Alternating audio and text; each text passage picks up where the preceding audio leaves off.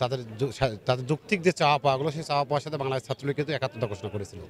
কিন্তু গতকালকে যখন তারা হুট করে অপশক্তির প্ররোচনায় তারা যখন রাজপথে নেমে বলেছে আমরা রাজাকার, ঠিক তখনই তারা একটা পক্ষ দাঁড়িয়ে গিয়েছে, তারা স্বাধীনতার বিপক্ষে দাঁড়িয়েছে। আপনারা জানেন বাংলাদেশ ছাত্রলীগ স্বাধীনতাকামী একটা সংগঠন। তারা স্বাধীনতার শুরু 52 ভাষা আন্দোলন থেকে শুরু করে এদেশের মুক্তিকামী যে যত আন্দোলন সংগ্রামে, সেই সংগ্রামে তারা নেতৃত্ব দিয়েছে। সেই জায়গাতে কালকে আর রাতেই দেখেছেন তারা যখন এই স্লোগান দিয়ে রাজপথে নেমেছে, ঠিক তখনই কিন্তু স্বাধীনতাকামী আমাদের ছাত্র সংগঠন বাংলাদেশ ছাত্রলীগ রাজপথে নেমে সেই ধারাবাহিকতায় আজকে আমরা এখানে অবস্থান নিয়েছি।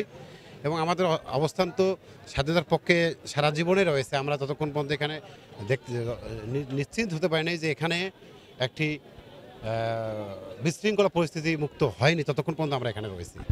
এই যে যে পরিস্থিতির সৃষ্টি হয়েছে এটির আসলে আশু সমাধানে কোনো ধরনের উদ্যোগ নেবে কিনা রংপুর জেলা ছাত্রলীগ, বা যে ছাত্ররা আন্দোলনে যোগ দিয়েছিল তাদের দু একজনের সঙ্গে যোগাযোগ করবার চেষ্টা হয়েছে কিনা বা সেটি করেছেন কিনা?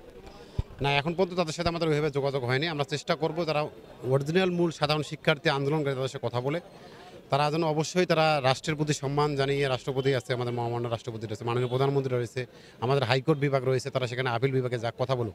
এখানে আপনারাও সাংবাদিক ভাইরা দেখবেন যে এখানে আসলে আন্দোলনের এখানে কিছু আছে বলেন, এখানে কিন্তু আন্দোলনের কিছু নেই। এখানে একটি রাষ্ট্রের আইন রয়েছে, সেই আইনটা বাতিল করতে চাচ্ছে তারা, বা সেই আইনটা কীভাবে সংযোজন বিযোজন করা যায় সেটা রাষ্ট্র এটা নির্ধারণ করবে।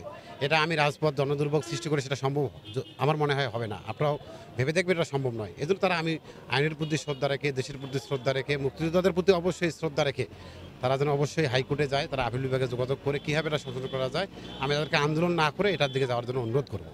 ধন্যবাদ আপনাকে। আমরা কথা বলছিলাম জেলা ছাত্রলীগের সভাপতি সাব্বির আহমেদের সঙ্গে। তিনি আসলে বলার চেষ্টা করছিলেন যে কোটা আন্দোলনকারীরা যে তাদের যে আন্দোলনটি চালিয়ে আসছিলেন সেটিতে কিন্তু, যদি আপনাদের তথ্য দিয়ে রাখি, যে হাইকোর্ট থেকে কিন্তু এটিতে হিস্তি অবস্থা জারি করা আছে, 1 মাসের জন্য দিয়েছিল, যে আসলে এই যে বহাল যেটির আপিল হওয়ার কথা ছিল সেটি কিন্তু এখন হিস্তি অবস্থায় আছে। যদিও কোটা আন্দোলনকারী যারা রয়েছেন তারা বলার চেষ্টা করছেন যে এটিকে সরকার একদিকে নিয়ে যাবার একটা প্ররোচনার কথা কিন্তু তারা বলছেন। যদিও এখন পর্যন্ত সে বিষয়ে হাইকোর্ট থেকে সুনির্দিষ্ট করে কোনো আসলে এটির ঘোষণা আসেনি, যদিও এটি হয়তো খুব শীঘ্রই রায় ঘোষণা হবে বলে বলার চেষ্টা করছেন। আমরা এই মুহূর্তে রংপুরের যে ছাত্রলীগের যারা রয়েছেন সহযোগী অঙ্গ সংগঠনের, তাদের সাথে কথা বলেছি। তারা বলছেন যে তারা আসলে এই আন্দোলনটি আগামী দিনেই তারা এই আন্দোলনটিকে আসলে পরিপূর্ণ রূপ দিতেই কিন্তু তারা এই আন্দোলনে মাঠে থাকবে বলে ছাত্রলীগের পক্ষ থেকে বলা হচ্ছে।